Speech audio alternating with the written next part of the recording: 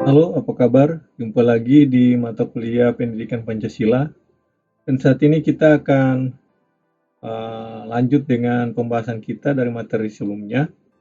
Kita akan bahas pada saat ini tentang implementasi Pancasila dalam pembuatan kebijakan negara dalam bidang politik, ekonomi, sosial, budaya, dan HANKAM atau pertahanan keamanan.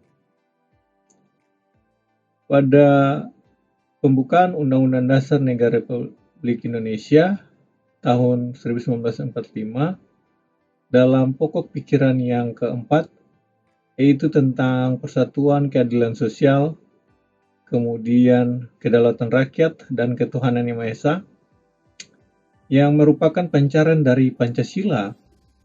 Maka pada pokok pikiran keempat ini untuk mewujudkan cita-cita hukum yang menguasai hukum dasar negara, yaitu Undang-Undang Dasar Negara Republik Indonesia tahun 1945.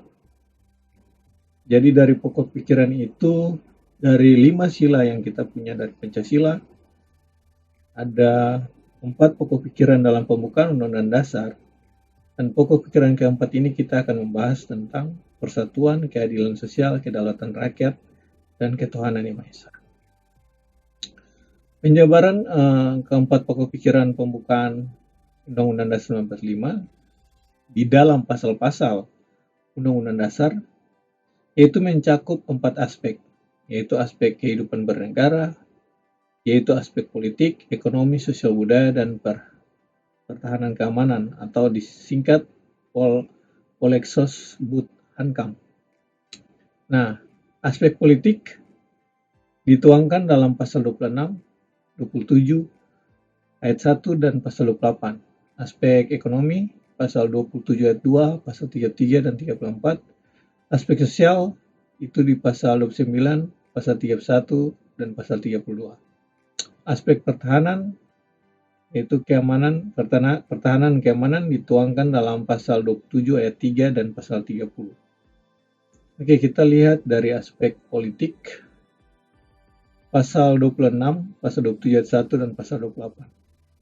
Pasal 26 ayat 1 itu dengan tegas mengatur siapa saja yang dapat menjadi warga negara. Nah, ini termasuk aspek politik. Selain orang berkebangsaan Indonesia asli, orang berkebangsaan lain yang bertempat tinggal di Indonesia pun yang mengakui Indonesia sebagai tanah airnya dan juga bersikap setia kepada negara.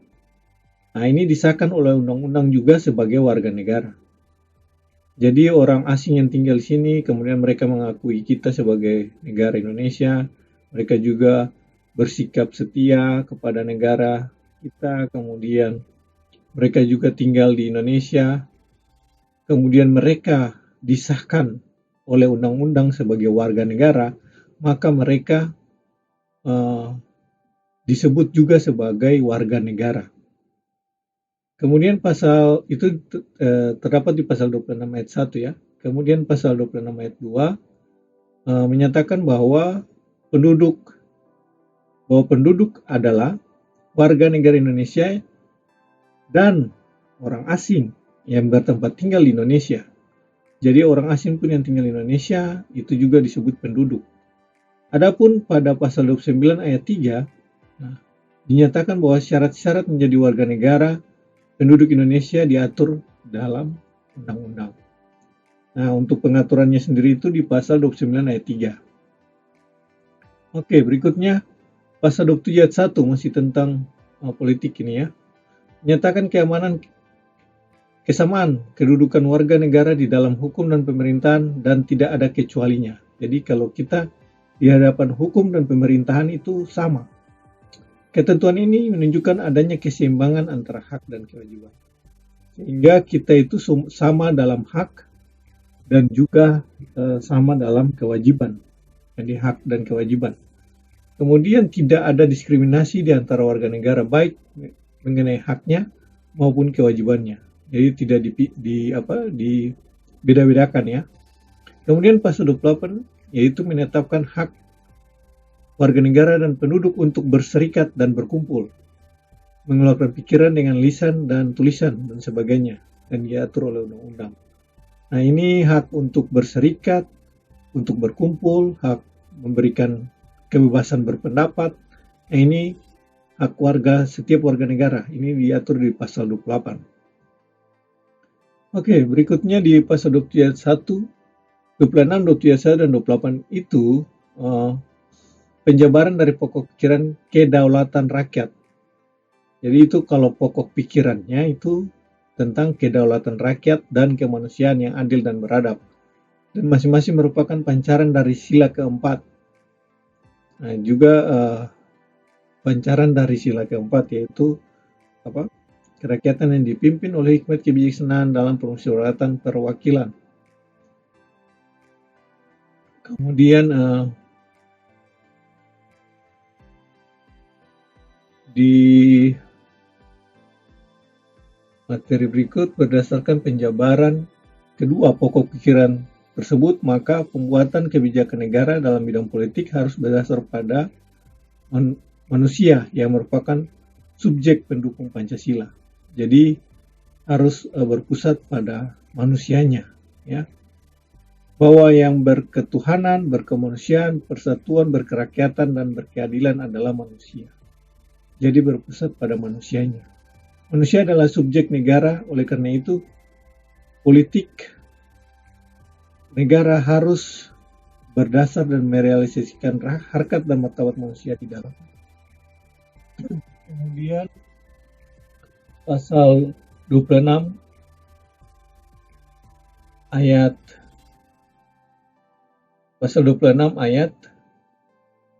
1.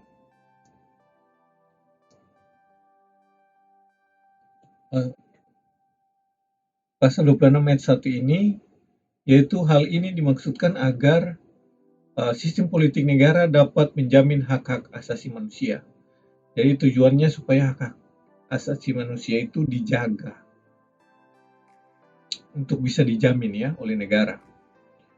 Oke, berikutnya ya tadi hak asasi manusia itu hak berpolitik, hak melakukan pendapat, hak sebagai warga negara ya. Oke, berikutnya adalah selain itu sistem politik juga dikembangkan adalah sistem yang memperhatikan Pancasila sebagai moral, dasar-dasar moral ya dalam politik juga. Nah, ini cita-cita moral rakyat yang luhur itu untuk mencapai keadilan ya. Jadi cita-cita rakyat kita yang paling luhur itu sebenarnya adalah keadilan sosial pada sila kelima. Nah, pasal 27 ayat 2 menyatakan tiap-tiap warga negara berhak atas pekerjaan dan penghidupan yang layak bagi kemanusiaan. Jadi untuk itu di pasal 27 ayat 2 itu menyatakan bahwa setiap orang itu berhak untuk bekerja dan juga mendapat penghidupan yang layak ya bagi kemanusiaan. Nah, ketentuan ini memancarkan asas kesejahteraan, asas keadilan sosial dan kerakyatan. Nah, ini adalah hak asasi manusia. Jadi hak asasi manusia juga itu tentang pekerjaan, tentang kesejahteraan, keadilan, dan penghidupan yang layak. Ya. Kemudian pasal 33 ayat 1. Nah, pasal 33 ayat 1 ini menyatakan perekonomian disusun sebagai usaha bersama. Nah, ini sudah masuk di aspek ekonomi. Ya. Menyatakan perekonomian disusun sebagai usaha bersama berdasar atas asas kekeluargaan, sedangkan pada ayat 2 ditetapkan bahwa cabang-cabang produksi yang penting bagi negara yang menguasai hajat hidup orang banyak dikuasai oleh negara, dan ditegaskan juga bahwa bumi, air, dan kekayaan alam yang terkandung dalamnya dikuasai oleh negara dan dipergunakan untuk sebesar-besarnya kemakmuran rakyat. Jadi di ayat 1 ini menunjukkan adanya hak asasi manusia atas usaha perekonomian. Jadi manusia punya hak asasi manusia, khususnya tentang ekonomi, ya, ekonominya. Dan juga menetapkan hak asasi manusia atas kesejahteraan sosial. Untuk kesejahteraannya juga, itu merupakan hak asasi. Kemudian di pasal 33 ayat 4 ditetapkan bahwa perekonomian nasional diselenggarakan berdasar atas demokrasi ekonomi dengan prinsip kebersamaan, efisien, berkeadilan, berkelanjutan. Nah, wawasan lingkungan, kemandirian, serta dengan menjaga keseimbangan kemajuan kesatuan ekonomi nasional. Jadi perekonomian nasional itu harus mengandung semua ini, harus efisien, harus kebersamaan ada di sana. Jadi ekonomi yang nasional, ekonomi kesatuan ekonomi nasional, ekonomi yang seimbang. Kemudian untuk kemajuan ekonomi juga. Kemudian pasal 34 ayat 1 mengatur bahwa fakir miskin dan anak-anak terlantar dipelihara oleh negara.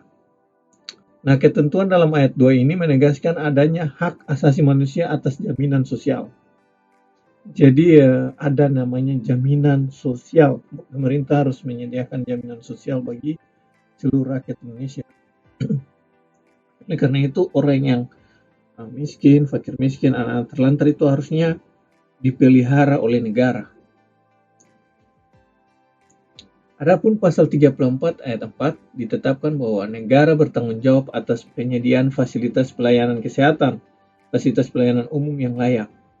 Nah, jadi ini juga di pasal 34 ayat 4 ini, yaitu berbicara tentang keadilan sosial khususnya di bidang kesehatan. Jadi semua orang harus berhak mendapat pelayanan kesehatan yang layak, ya, pelayanan umum yang layak. Kemudian ini juga landasan bagi pembangunan sistem ekonomi Pancasila kehidupan ekonomi nasional.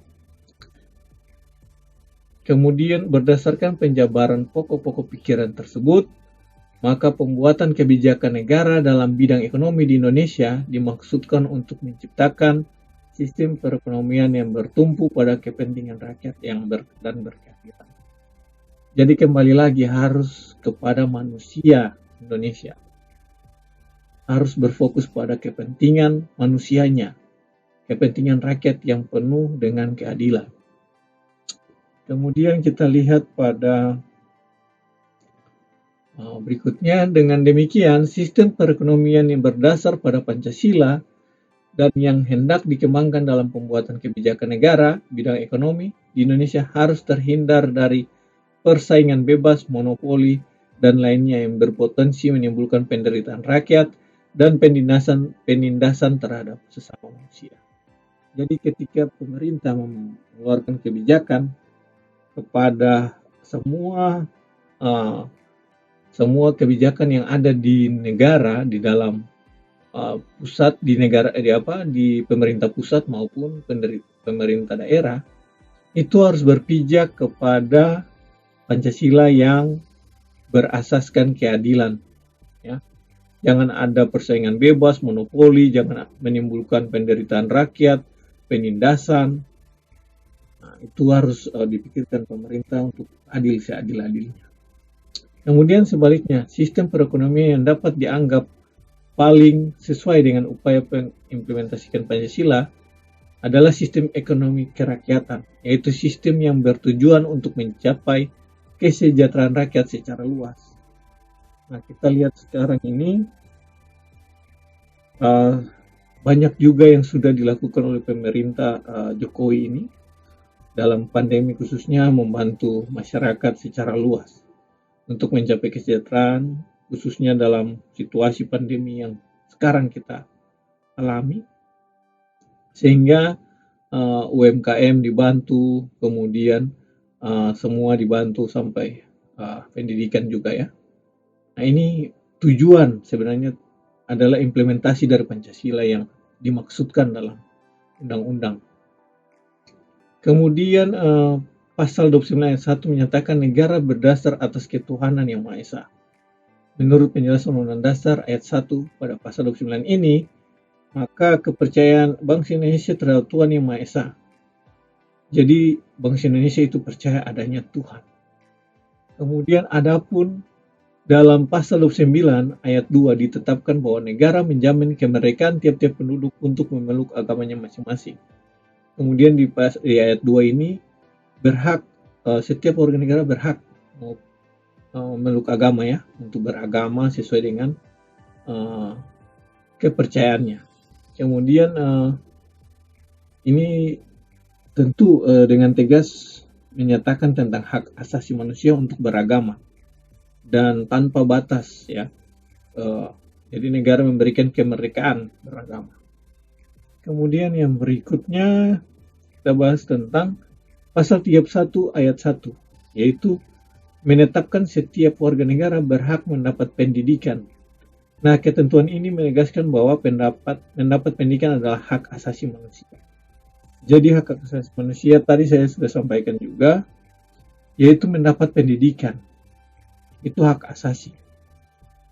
Kemudian negara harus menjamin itu untuk setiap warga negara berhak mendapat pendidikan. Kemudian pasal ini juga negara wajib mengikuti pendidikan dasar. Pemerintah wajib membiayai. Jadi kalau SD itu harusnya gratis dari pemerintah. Supaya semua rakyat Indonesia kalau dia masih SD sudah dapat pendidikan yang dibiayai dari pemerintah. Dari ayat ini juga diperoleh pemahaman bahwa mengikuti pendidikan dasar merupakan kewajiban asasi. Nah, ini juga kewajiban, ya, kewajiban, bukan hak tapi kewajiban. Jadi setiap warga negara wajib ikut sekolah dasar supaya bisa memenuhi ini. Kemudian sebagai upaya memenuhi kewajiban asasi itu, maka dalam ayat 3 pasal ini diatur bahwa pemerintah wajib mengusahakan menyelenggarakan satu sistem pendidikan nasional yang meningkatkan keimanan, ketakwaan, serta akhlak mulia dalam rangka mencerdaskan yang diatur dalam undang-undang. Jadi makanya di Kemendikbud, ya, itu selalu kebijakan-kebijakannya itu harus menyentuh kepada semua rakyat. Jadi kebijakan tentang pendidikan itu harus menyentuh semua. Jangan sampai mendiskriminasi satu dengan yang lain. Sehingga kebijakan-kebijakan itu bisa dirasakan dengan adil oleh semua orang. Kemudian harus menyelenggarakan sistem pendidikan nasional. Jadi kalau pengaturan teknisnya juga itu sampai diatur oleh Kemendikbud itu harus diatur. Apalagi dalam situasi pandemi, ya. Dan mereka sudah lakukan itu. Banyak dari menteri kita sudah memberikan instruksi kalau dalam pandemi harus seperti apa, gitu ya. Dan juga banyak fasilitas yang disediakan untuk belajar secara daring. Kemudian itu semua nanti dianggarkan di APBN supaya negara itu memprioritaskan pendidikan. Kemudian yang berikut adalah pasal 32 ayat 1 menyatakan bahwa negara memajukan kebudayaan nasional Indonesia. Nah, terkait dengan kebudayaan juga ini. Negara harus bisa melestarikan, memajukan, menjamin kebebasan masyarakat untuk memelihara, mengembangkan nilai-nilai budayanya. Jadi budaya-budaya di setiap daerah itu jangan dilarang, harus dikembangkan malah. Negara harus membantu. Kemudian ketentuan menegaskan mengembangkan nilai budaya merupakan hak asasi manusia. Dan ini termasuk hak asasi. Jadi kalau ada budaya di setiap daerah itu harus terus dijaga, dikembangkan. Dan pemerintah harus menopang atau mendukung itu. Pasal 29, pasal 31 dan 32 di atas adalah penjabaran dari pokok pikiran ketuhanan yang Maha Esa. Nah, semua yang tadi kita bahas itu tentang ketuhanan yang Maha Esa, kemudian kemanusiaan yang adil dan beradab, dan persatuan yang masing-masing merupakan pancaran dari sila pertama, kedua, ketiga Pancasila. Nah, ketiga pokok pikiran ini adalah landasan bagi pembangunan bidang kehidupan keagamaan, pendidikan, dan kebudayaan nasional. Kemudian di selanjutnya berdasarkan penjabaran itu, maka implementasi Pancasila dalam pembuatan kebijakan negara dalam bidang sosial budaya mengandung pengertian bahwa nilai-nilai yang tumbuh dan berkembang dalam masyarakat Indonesia harus diwujudkan dalam proses pembangunan masyarakat dan kebudayaan di Indonesia. Jadi harus diwujudkan dalam proses pembangunan masyarakatnya. Misalnya pemerintah sering melakukan penyuluhan atau pengenalan tentang kebudayaan Indonesia maupun tentang Pancasila, tentang norma-norma yang berlaku di Indonesia, hukum maupun semua yang terkandung dalam Undang-Undang Dasar itu bisa disampaikan melalui pemerintah. Sebagai kerangka kesadaran, Pancasila dapat merupakan dorongan untuk universalisasi, yaitu melepaskan simbol-simbol dari keterkaitan struktur transendentalisasi, yaitu meningkatkan derajat kemerdekaan manusia dan kebebasan spiritual. Dengan demikian, Pancasila sebagai sumber nilai dapat menjadi arah bagi kebijakan negara. Jadi itu harus berlaku, Pancasila itu nilai-nilainya harus berlaku bagi semua masyarakat Indonesia. Antar budaya itu, lintas budaya, lintas agama, lintas suku itu harus terrealisasi. Nah, jadi dijadikan Pancasila sebagai dorongan atau sebagai semangat buat kita untuk membangun Indonesia. Kemudian khusus untuk mengembangkan sosial budaya Indonesia yang beradab sesuai dengan sila kedua dan kemanusiaan. Sila kedua yaitu kemanusiaan yang adil dan beradab. Kemudian selain itu, pengembangan sosial budaya harus dilakukan dengan mengangkat nilai-nilai yang dimiliki bangsa Indonesia, yaitu nilai-nilai Pancasila. Jadi untuk mengembangkan juga budaya kita itu harus diangkat nilai Pancasila. Hal ini tidak dapat dilepaskan dari fungsi Pancasila sebagai sebuah sistem etika yang keseluruhan nilainya bersumber dari harkat dan martabat manusia sebagai makhluk yang beradab. Jadi sebenarnya Pancasila ini harus juga harus juga dimengerti oleh setiap budaya. Waktu pengembangan budaya kita mengerti nilai-nilai Pancasila, bahwa setiap manusia itu punya harkat dan martabatnya, sehingga harus bisa menghargai, harus bisa toleransi satu dengan yang lain dalam kebudayaan. Perbenturan kepentingan politik dan konflik sosial yang pada gilirannya menghancurkan seni-seni kehidupan bangsa Indonesia seperti kebersamaan dan gotong royong, sikap saling menghargai terhadap perbedaan suku, agama, ras, harus dapat diselesaikan melalui kebijakan negara yang bersifat humanis dan beradab.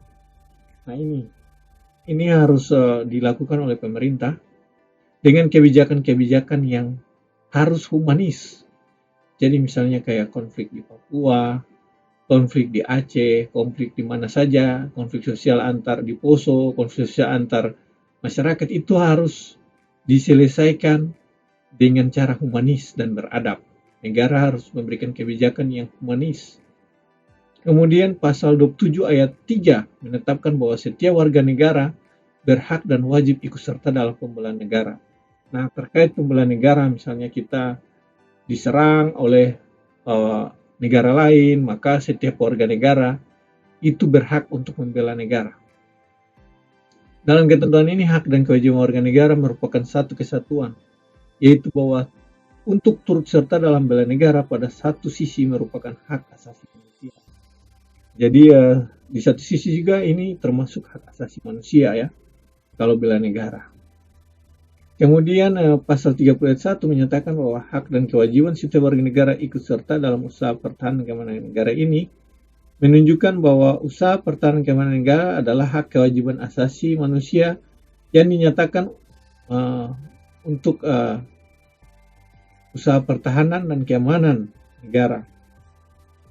Kemudian dilakukan melalui sistem pertahanan dan keamanan rakyat semesta, yaitu melalui Tentara Nasional Indonesia (TNI) dan Kepolisian Negara Republik Indonesia atau Polri sebagai kekuatan utama dan rakyat sebagai kekuatan pendukung.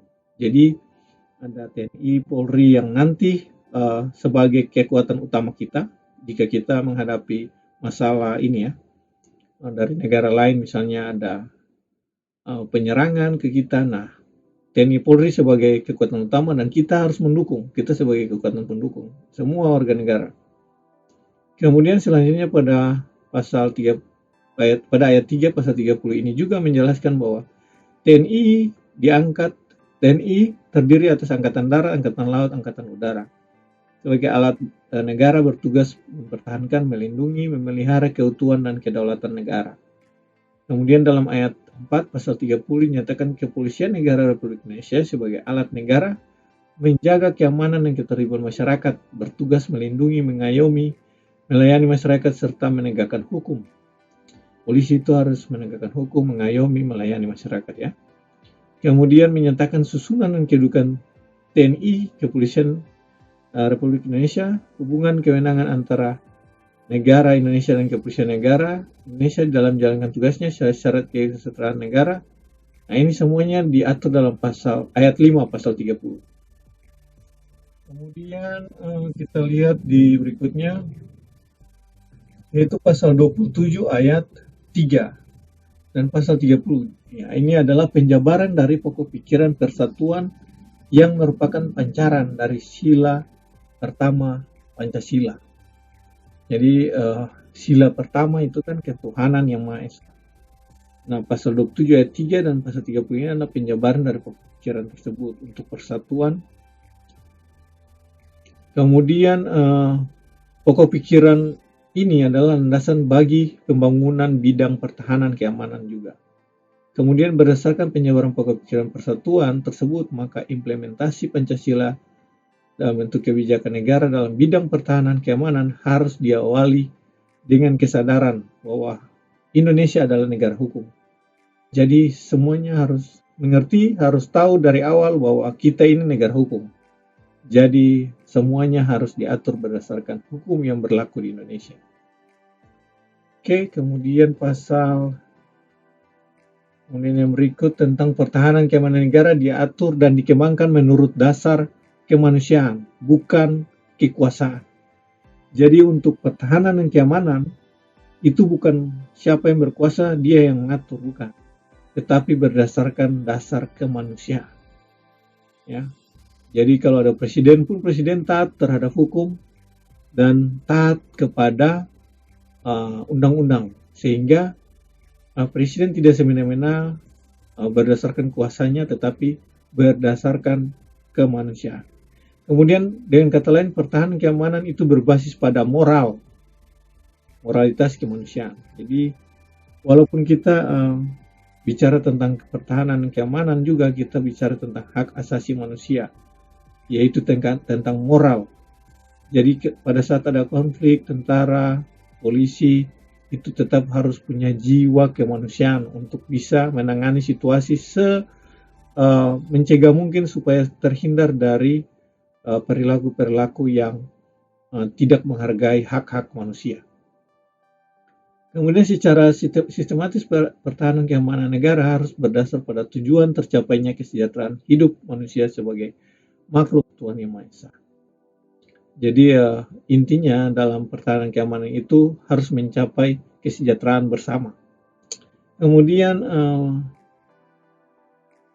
untuk kepentingan warga negara, yaitu sila ketiga, kepentingan seluruh warga negara. Harus mampu menjamin hak-hak dasar, persamaan derajat, kebebasan kemanusiaan sila keempat, dan ditunjukkan untuk terwujudnya keadilan sosial dalam hidup masyarakat sila kelima. Nah, semua ini dimasukkan untuk mengayomi masyarakat ya. Jangan sewenang-wenang, itu aparat ya, TNI, Polri. Jadi harus berdasarkan hukum. Ketentuan mengenai 4 aspek kehidupan negara sebagaimana tertuang Undang-Undang Republik Indonesia tersebut adalah bentuk nyata dari implementasi Pancasila. Baik, saya kira seperti ini adalah materi kita, dan nanti kita akan diskusi di diskusi forum. Terima kasih sudah menyaksikan materinya. Sampai jumpa di pertemuan berikutnya.